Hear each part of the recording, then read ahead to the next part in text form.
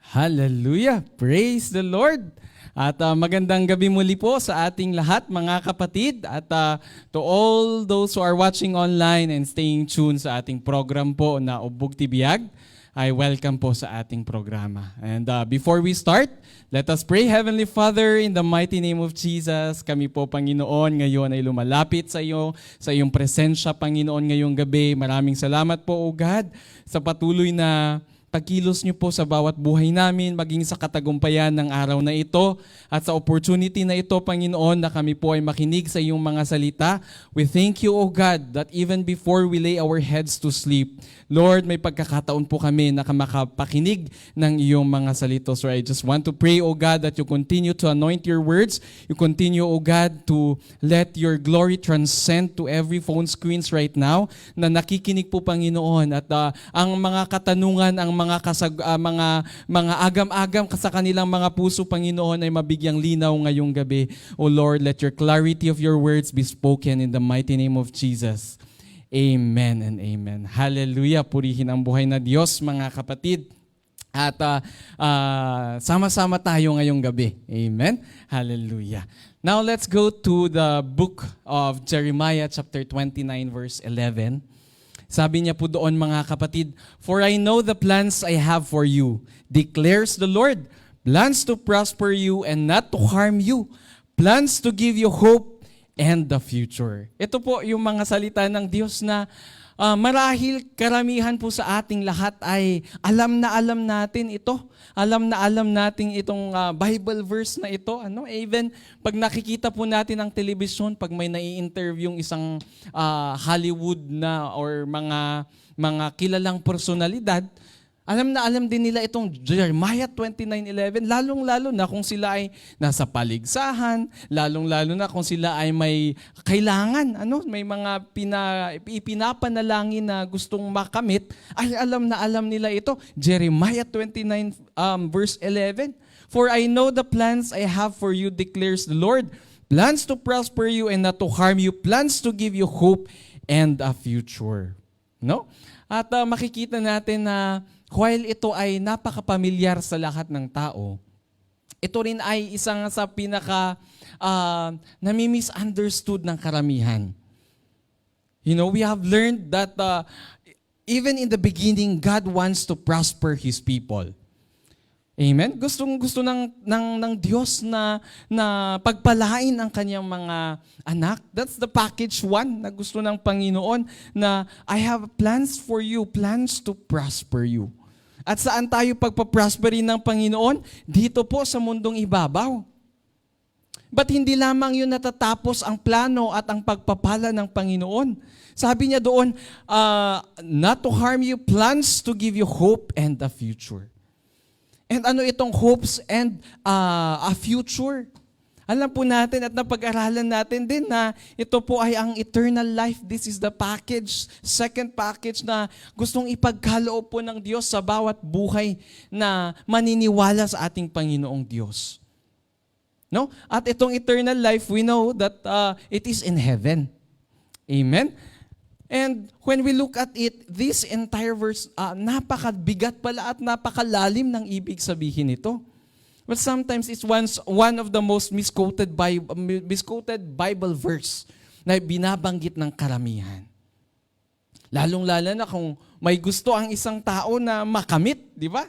May gustong-gusto ng isang tao na makamit at makuha, gustong-gusto ng isang tao na masagot ang kanyang mga panalangin. Sabi mo kay Lord, Lord, you have plans for me to prosper me and a hope for my future. Ito yung panalangin ng maraming tao.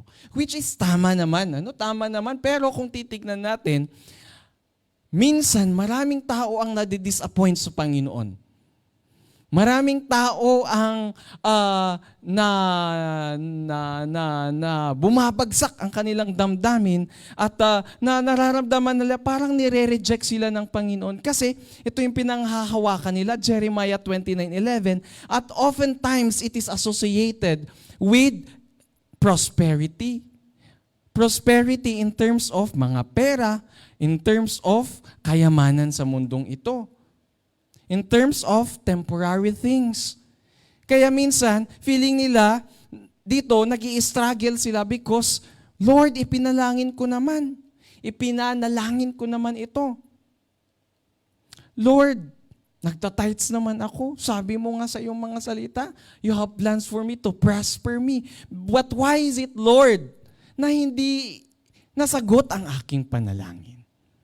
Bakit, Panginoon, parang hindi naman totoo yung Jeremiah 29:11. Dito, nag-i-struggle ang maraming tao, ang maraming Kristiyano, those who are practicing Christians and non-practicing Christians.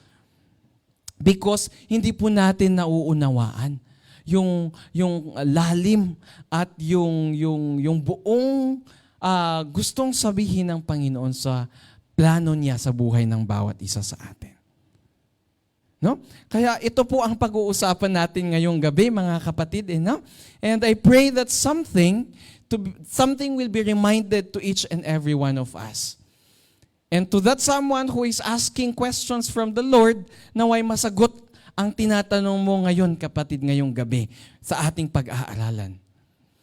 Minsan akala natin pag nagsara ang isang pinto sa buhay natin, rejected na tayo agad. We are denied. But, po, kung maiintindahan natin ang buong plano ng Panginoon sa buhay natin, there is a beautiful plan. There is a beautiful purpose of the Lord sa buhay po natin. So pag-uusapan natin, bakit nga ba, mga kapatid, bakit nga ba may isinasara ang Panginoon sa bawat buhay or may isinasara ang Panginoon na mga pintuan sa buhay natin? Tingnan po natin, unang-una, God closes some doors dahil there is danger that is coming. Isinasara po ng Panginoon ang pintuan na yan. Dahil magkakaroon or there is a danger coming into your life. Hindi lang po natin re-realize ito but there is a danger that the Lord is protecting you from. Ibig sabihin, kapag nagsara ang isang pinto at isinara ng Panginoon ang pintuan, it's God's protection. Amen? Hallelujah. Hindi po siya rejection. Hindi po siya rejection on your part. Hindi po siya rejection ng Panginoon sa atin. Kundi, it's God's protection. Even in Genesis chapter 7 verse 16, mga kapatid, remember when the Lord put Noah and his family along with all the animals there, the Lord shut the door of the ark. Amen? The Lord shut the door of the ark. And there, Noah and his family and all the animals that was there in the ark was protected until the storm eventually gone down. Similarly po sa buhay natin, mga kapatid, God will really close some doors for us that sometimes it will really feel like it's rejection. Amen. It will really feel like it's rejection. But God is protecting you from a toxic relationship pala. God is protecting you from opportunity that seems so nice. On your own eyes, on your own understanding, in our own understanding. God is protecting us from an opportunity that seems so nice in our own understanding. Pero ang ending pala, distraction. Or God is protecting us from something, from a decision that we are about to make. But eventually, we will lose our soul. Amen? Kaya pag may mga sinasara ang Panginoon na mga pintuan pala sa buhay natin, kailangan nating lawakan ang ating pangunawa. Kailangan nating kumuha ng wisdom na nanggagaling sa ating Panginoon. Lord, hindi siya rejection agad-agad. Hindi siya dinidistance ng Panginoon hindi dinidistance ng Panginoon ang kanyang sarili sa atin. But it's way of God's protection to each and every one of us. Dahil po alam ng Panginoon kung ano ang mabuti at masama. Because God is protecting us from many things that we cannot see. And we do not even realize. Kaya ang key lesson sa atin na number 1, mga kapatid, when it feels like rejection to us, it's a divine protection. Open our understanding and understand that it may be God's divine protection so that we will trust the Lord even to the things we cannot see. Amen? Yan yung unang-una na kailangan nating pag-alalan, mga kapatid, at itanim po sa ating mga isipan. Because Hebrews 11:1 says, di ba, na faith is the confidence of the things we do not see. So even if we don't understand what is really happening today, lawakan natin yung pangunawa natin at lawakan natin yung pananampalataya natin na, Lord, I will be still faithful to you. I will still trust into you, Lord. Because you have plans to prosper me. You have plans and a hope for me. Amen? Hallelujah. You know, I have been testifying this, I don't know, even in the main or in the outreaches, that there was a time that I almost get hired in other Arab nations in 2021, 22, something to that years. It seems so nice, di ba? Parang, ang ganda ng sahod. Sa kanilang gasto, mula pagkuha ng lisensya, sa kanilang lahat. Ayun, ang kulang na lang na gawin ko, pirmahan niya ako. But there is something that I am being rushed by the human resource officer, na, okay na, pirmahan mo na agad yan. Eventually, it never materialized. Few months passed, my mom got diagnosed with stage 4 cancer.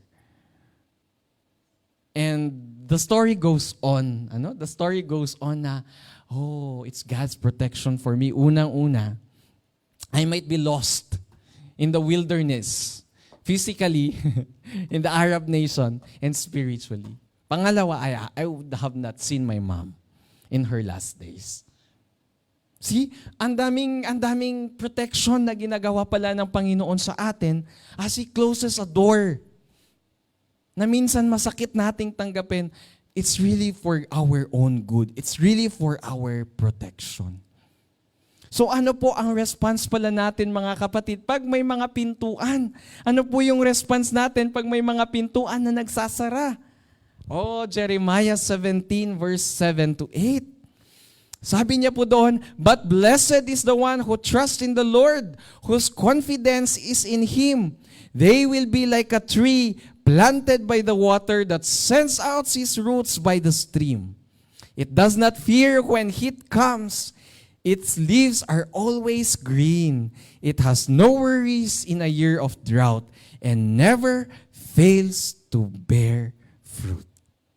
Blessed is the one who trusts in the Lord. Even if the door is closing or have closed, blessed is the one who trusts in the Lord. Amen? Hallelujah. Number 2 po, na pag-aaralan natin, mga kapatid, bakit nga ba may sinasara ang Panginoon na pintuan sa ating mga buhay? Pangalawa, you are not in the right place. Hindi ka nasa tamang lugar. You may not be in the right place that God wants you to be. So ibig sabihin, yung pagsara ng Panginoon sa pintuan na yan, it's a necessity. It's a necessity na kailangang isara ng Panginoon yan. Unang-una, sapagkat God has other plans for you. Baka po, nagdadwell tayo sa isang lugar na pinapaalis tayo ng Panginoon. Baka po, gustong-gusto nating nagsustay sa isang relationship na toxic na. Baka po nag-i-stay tayo sa isang lugar na hindi dapat tayo doon manalagi. Even if the Lord says, go, move out. This is what you do not deserve. Or this is what you do not deserve. Yan ang sabi ng Panginoon. Pero minsan sa katigasan ng ulo natin, ng isipan natin, ayaw nating umalis sa sitwasyon na yan. Ayaw nating umalis sa lugar na yan. And so God has to close that door in order for you to move out of that place. Ano pa po mga kapatid? Sometimes, we keep on dwelling on the past and the Lord has to close that chapter in our life. Baka po hindi tayo makamove on mga kapatid. Simpleng bagay na nangyari 10 years ago. Hanggang ngayon, bit-bit pa rin natin. Hindi pagkakaunawaan. 15 years ago o kahapon, hanggang ngayon, bit-bit mo pa rin. Hanggang pagtulog, bit-bit mo pa rin. And so God has to close that door, has to close that chapter for you in order for you to heal. Amen? Hallelujah. Ano pa? Bakit po isinasara ng Panginoon ang pintuan? Dahil po ito po ay redirection ng Panginoon. Because you are not in the right place right now, God needs to redirect you for a greater divine purpose. Para po pala sa ikalwalhatian ng ating Panginoon. Baka po nasa komportable tayo na sitwasyon ngayon.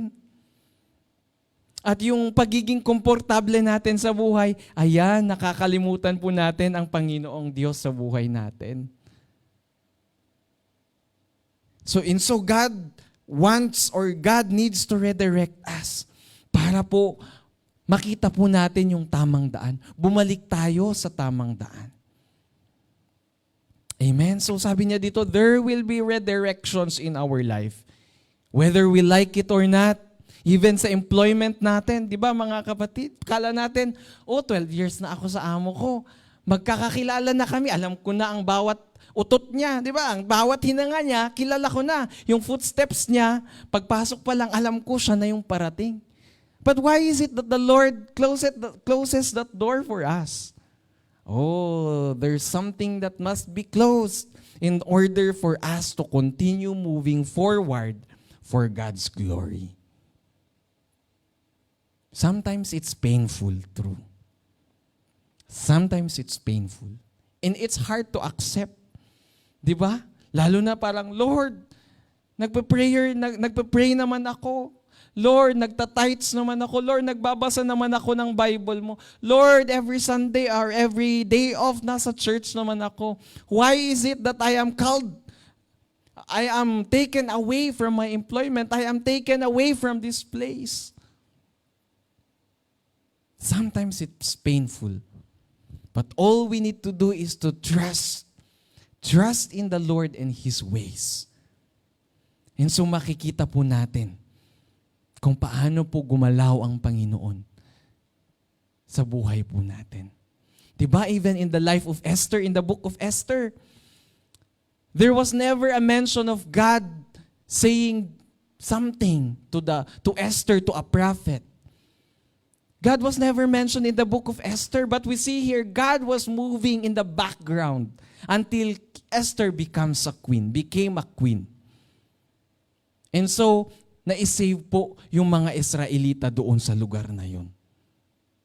And so, even with our life right now, sometimes we don't see the hand of God na nagtatrabaho ang Panginoon. And that is where our faith needs to be. Doon natin panghawakan ang ating pananampalataya, mga kapatid. And as we trust the Lord sa buhay po natin, makikita po natin kung paano po pagpapalain ng Diyos ang buhay natin as He honors our faithfulness and our obedience. Diba? Even in the life of Joseph, ang daming redirections na nangyari sa buhay niya. Diba? His family was comfortable, pero naging jealousy, naging envious yung mga kapatid niya sa kanya until he was sold, until he was directed to be a slave, to be a prisoner, until he was become second in command in Egypt. Amen? Hallelujah. Even in the life of Moses, he was born a Hebrew. Diba? And then pinapapatay lahat ng mga batang lalaki. And also he was there in the basket on the river. And then he was found by Pharaoh's daughter. And then he was adopted. And so hanggang sa napatay niya yung isang Egyptian. Until he was sent back para sa purpose ng Panginoon. To free the Israelites from Egypt. So makikita po natin yung turn around ng buhay ng mga sinaunang tao sa Biblia, mga kapatid. And we see the hand of God. Hindi man ipinaunawa ng Panginoon doon sa moment na yun ang mga nangyayari sa buhay nila. Eventually, they have seen the glory of God as they continue to be faithful. Ito ang tinatawag ng Panginoon sa atin. Ito ang paanyaya ng Panginoon sa atin. Let us be faithful when a door closes in our life. So ano po ang response natin, mga kapatid? When the Lord closes a door and kailangan po na i-redirect tayo sa buhay natin because we are not in the right place. Ano po ang kailangan natin gawin? Obedience. Obey. Ayan. Kailangan nating mag-obey kung nire-redirect tayo ng Panginoon at pinapaalis na tayo ng Panginoon. Mga ibagang, ay, manjak. But say, yes, Lord. Send me, Lord, to where I am needed the most. Who knows that you will be the instrument that God will use for your next employer to be saved and his family. Who knows that you will be partaking in the work of God. Diba? In a simple obedience. God's mighty hand will be displayed through you. Proverbs chapter 3 verse 5 to 7 says, trust in the Lord with all your heart. Trust in the Lord with all your heart and depend not on your own understanding. Kahit hindi natin nauunawaan, yes, Lord. Yes, Lord. Sabi niya dito, seek His will in all you do, and He will show you which path you take. Amen? Hallelujah. Pangatlo po, mga kapatid, 5 lamang ang pag-aaralan natin ngayong gabi. Pangatlo po, why God closes a door in our life? Because God is building you up for a greater calling. Remember this, when God closes a door for in your life, God is building you up for a greater calling. Minsan sinasara ng Panginoon temporarily ang isang pintuan. Bakit? Because you are not ready to receive that blessing. You are not ready. Your heart is not right before the Lord.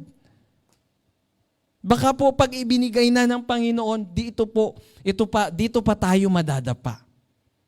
Because the Lord knows the deepest of our hearts. Wala tayong maitatago sa Panginoon, mga kapatid. Kahit sabihin natin na, mature na ako sa pananampalataya, hindi ako maitublak, hindi ako madadapa. Alam ko na yan.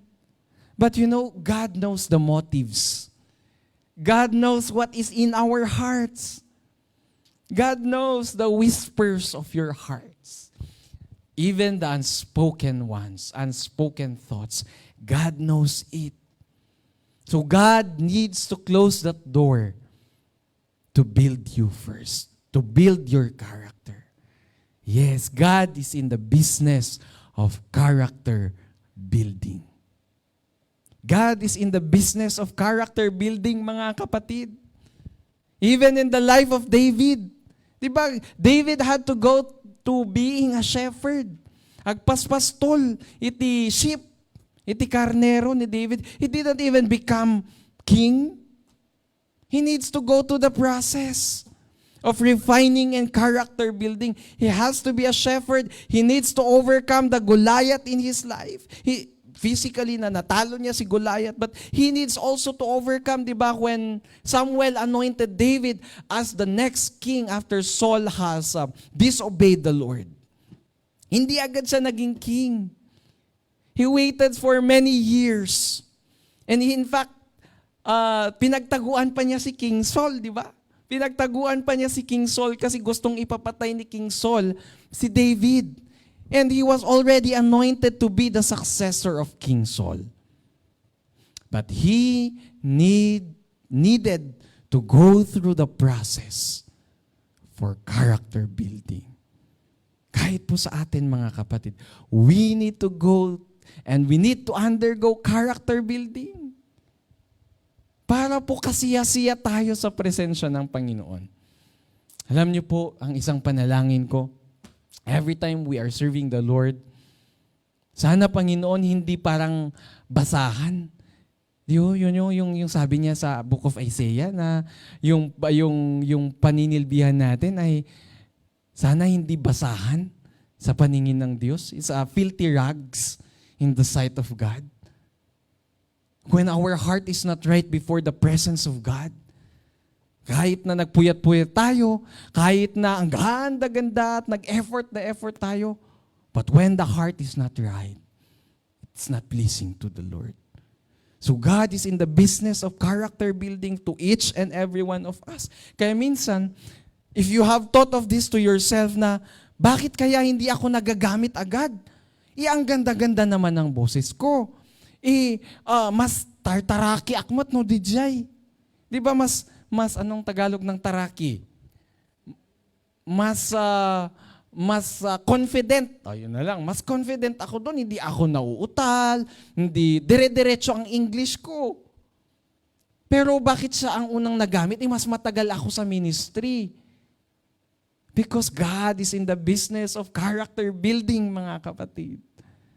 Yan, sabihin nga po natin. Yan, sabihin natin sa sarili natin or in the comment box because we are live tonight, mga kapatid.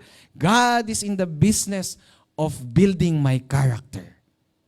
God is in the business of building our character, mga kapatid. Again, God sees your hearts. God sees the desire to serve the Lord. And so God is building you up so that when you are ready, God will set you up from glory to glory. Amen? You know, someone told me this when I was in the Philippines and I was asked to share sa mga young people and then someone approached me. And then sabi niya, you know, the higher the calling, the more Satan is trying to destroy, to kill, and to steal life that God has promised us in John 10:10. The higher the calling, the higher the temptation that Satan is trying to do for you to fall. And so when you are not ready there, and then Satan tempts you, Satan will destroy you, the higher the fall. So kailangan po natin pala na magtiwala sa pagkilos ng Panginoon sa buhay natin. Kailangan nating magtiwala sa process na ginagawa ng Panginoon sa atin. Amen? Hallelujah. May mga halimbawa po ako dito, pero assignment natin to in the life of Apostle Paul in Acts chapter 16 verse 6 to 10. Basahin po natin iyon at makita po natin kung paano kumilos ang Panginoon. Number 4, why God closes doors for us? It's because God is refining you. Katuloy po ng ating number 3 ito. God is refining you. And you know, sometimes kapag nagsasara ang pinto, mga kapatid, it's a test of faith. It's a test of faith. Magtitiwala ba tayo sa Panginoon? O tatalikod tayo sa pananampalataya? Sabi po natin, naniwala na ako nung 1995. But when they're testing this year, yung pananampalataya ba natin nung 1995, panghahawakan natin hanggang 2026 and the rest of the years to come. You know, it's a test of faith. And when our faith is tested, it builds perseverance. Our faith grows deeper. that we become immovable, we become unshakable, and we become overcomers. Amen? Hallelujah. It's in the process, sabi niya po dito, it's in the process of that door closing, habang po isinasara ng Panginoon ang pintuan na yan, God is also testing our hearts. Whether we give up or we trust in the Lord, gusto ba nating lumaki sa pananampalataya? Of course, kailangan din natin sometimes mas-shaken up yung ating foundation to see whether our foundation is in the rock. Is built in the rock who is Jesus. Doon po natin matitest kung totoo yung pananampalataya din natin. Diba sabi ng palabas, I can still remember this even when I was in high school. Sabi niya, sabi ng God's Not Dead na palabas, only a risk can test the reality of a belief. Ano matistis, ting ti pamati, ijay nga maamuan tayong ag-agpay, so day tanga pamati. So, God closes a door in order for us to build our faith, to build our perseverance. And so, when that happens, God wants us to grow spiritually. God wants us to grow spiritually, mga kapatid. And God is teaching us. Kaya po, mga kapatid, is a reminder for us tonight to reflect upon na even hindi natin nauunawaan yung mga bagay-bagay, mga kapatid. Trust the Lord. Trust the process. Because sabi niya in Zechariah chapter 13 verse 9. Let us read Zechariah chapter 13 verse 9. Sabi niya po dito, I will bring that group through the fire and make them pure. Hallelujah. You will be in that same group that you will be under fire, under the baptism by fire, so that we become pure, like gold refined by fire. Amen? Sabi niya po dito, I will refine them like silver, and I will purify them like gold. They will call on me my name. They will call on my name, and I will answer them. I will say, these are my people, and they will say, the Lord is our God. See, this is the promise of the Lord that yun pala, kung nagsasara ang mga pinto, natitesting tayo kung tayo ba ay magtitiwala sa Panginoon, na bibuild yung ating perseverance, God is refining us through the fire. And we will emerge as a pure gold. Ito po ang nakakaaya sa presensya ng Panginoon. Diba? Just like in the parable of the persistent widow, talagang nagpersecute siya. Talagang pumunta siya doon sa judge na yun. How much more to the Father, sabi niya doon. Diba? Hindi ba kahakabagan ang Panginoon, ng Panginoon ang kanyang mga anak when they persist? Even if the doors are closing right in front of our eyes. Amen? Hallelujah. Praise God. Number 5 po, mga kapatid. Number 5 na pag-aalala natin. The last lesson that we learned from this very evening. Bakit sinasara ng Panginoon ang pintuan sa buhay natin? God doesn't want you to fall. Remember, when there is an opportunity closing, when there is a relationship being closed by the Lord, when there are instances that the Lord wants you to move out, remember, God doesn't want you to fall from the pits of sin. God doesn't want you to make mistake and sin against God. And so, sabi niya po in Psalms 37, verse 23 to 24, sabi niya po doon, the Lord makes firm the steps of the one who delights in Him. Hallelujah. Ito pala, habang pala tayo ay nag-o-obey at nagiging faithful sa Panginoon, kahit tayo ay natetesting sa ating pananampalataya, sabi ng Panginoon, the Lord makes firm the steps of those who delights in Him. The Lord will make your steps. Tapnuhan ka nga may tublak para hindi ka madapa dito sa tinatakbo nating karera ng buhay, mga kapatid. Sabi niya in verse 24, though he may stumble, he will not fall. Yung alam mo yung matisod, di ba? At the tip, matisod, but you will not fall because the Lord will be there to protect you. The Lord will be there to guide you. The Lord will be there to uphold you. Sabi niya, for the Lord upholds him with His hand. Hallelujah. Napapansin niyo po ba, mga kapatid, that every time there is door closing, sa nabanggit po natin na reasons why God is closing some doors, there will always be a blessing. There's always a blessing behind the door that is closing.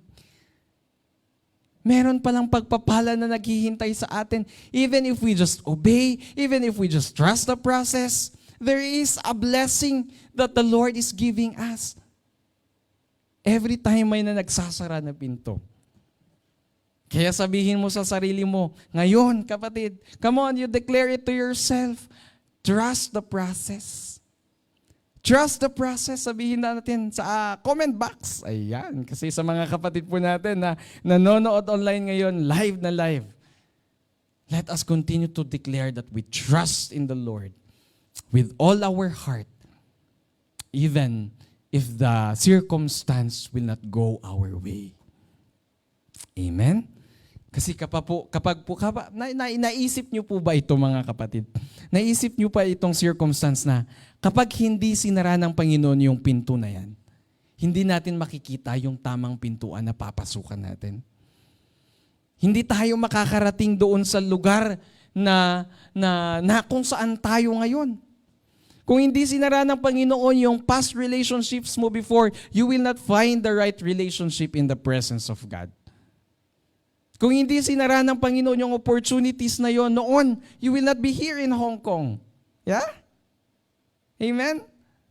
So ito po yung sinasabi ng Panginoon sa atin, mga kapatid, that as God closes doors, He also closes destruction for us.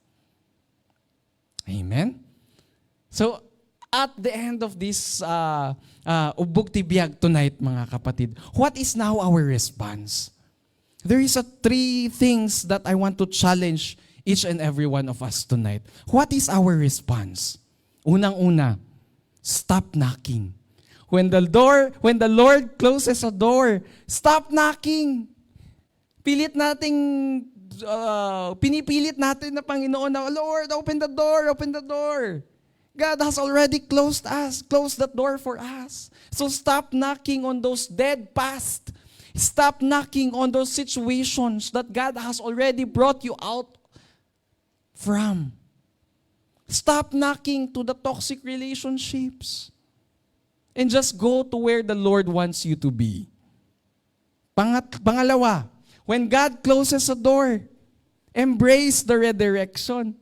Just embrace. Just say, yes, Lord. Bring me to the right place I am supposed to be. Amen? Hallelujah. Pangatlong challenge sa atin, at nabanggit ko na po ito kanina. When the Lord closes a door for us, what's our response? Is to trust the process.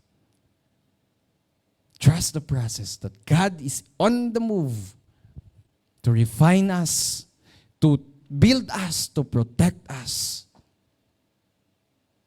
At sa mga bagay na hindi natin nakikita sa ngayon. But eventually, it will all make sense. Amen? Hallelujah.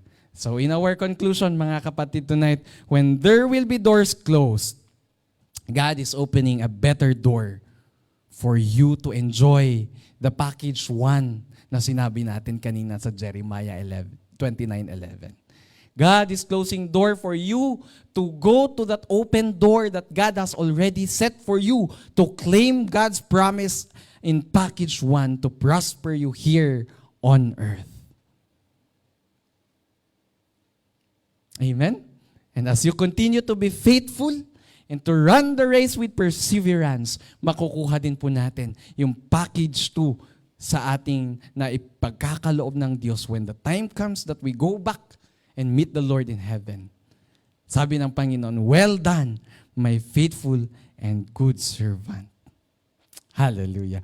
Romans 8 verse 28. Dito tayo magtatapos, mga kapatid. Let this be the Bible verse for our life this week. Hanggang sa susunod na ubog na naman, meron tayong Bible verse for our life. Let Romans 8 be our Bible verse for this week. Romans 8:28, sabi niya doon, and we know that in all things God works for the good of those who love Him. And we know that in all things God works for the good of those who love Him, who have been called according to His purpose. Lahat ng bagay ito, lahat ng bagay na nangyayari, may plano ang Panginoon. And all for the good of those who love Him and those who are called according to His purpose. Amen? Hallelujah. Let us all pray. Heavenly Father, in the mighty name of Jesus. Lord, we continually praise You and we glorify You. Maraming salamat po, Panginoon, sa mga salitang amin na napakinggan ngayong gabi. Panalangin ko po, Panginoon, Ikaw po ang magkumpleto sa mensahe na ito sa buhay ng bawat isa na nakikinig, O Lord. Lord, let Your embrace be felt by Your people. Let Your voice be heard with clarity, Panginoon. As their questions, O God, in life be answered, Panginoon, kumilos ka. Hipuin mo ang bawat isa, Panginoon. At Lord, hayaan mo pong mamunga sa buhay namin, Panginoon. That when we're resting, O Lord, kung may mga pintuang nagsasara sa buhay namin, Panginoon, Lord, continue to bless each and every one of us. Continue, O Lord, to let our feet stand firm on the foundation that You have built us through. We praise You and we glorify You in the mighty name of Jesus. Amen and amen.